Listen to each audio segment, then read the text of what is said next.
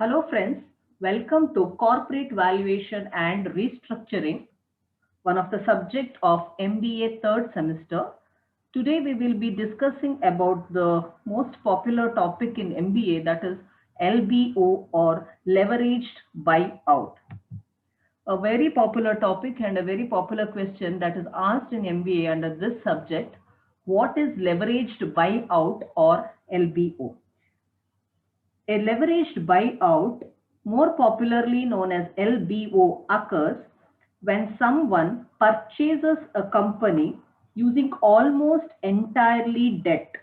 The purchaser secures that debt with the assets of the company they are acquiring, and the company being acquired assumes that debt.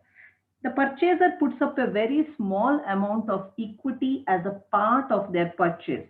Typically, the ratio of LBO purchase is 90% of debt and 10% of equity. Let me pick up an example which makes it much clear. If the purchaser is buying a company for, say, $100 million, they will borrow $90 million and pay $10 million from their own cash. So the debt here is $90 million and their own contribution will only be $10 million. Now the question arises as to how does LBO differs from other typical corporate purchase. The two primary differences are an LBO involves a higher debt to equity ratio than most other corporate acquisition. The debt to equity ratio is higher in LBO than in any other corporate acquisition arrangement.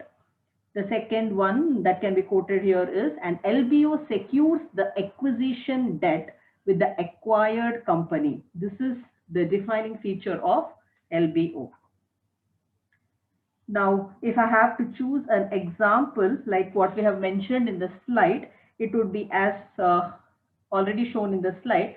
Assuming that X Limited is a buyer company and Y Limited is a seller company, if X Limited wants to purchase Y Limited, say for $100 million, in an arrangement of leveraged buyout, X Limited commits to pay $10 million to Y Limited and balance $90 million. It approaches a bank to extend a loan to that extent.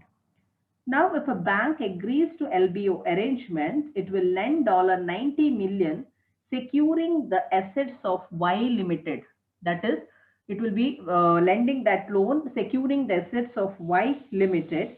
In short, it will charge a lien on assets of Y Limited and provides $90 million to X Limited under the LBO arrangement. Well, this arrangement is practically very less popular in India and is not a viable solution for companies, especially in India, because of the stringent laws and regulations imposed by Government of India, RBI, and Ministry of Finance. Thank you, friends. I kindly request you to subscribe to my channel and follow my future videos regarding MBA, as I'll be covering most of the topics for your coming exam. Thank you.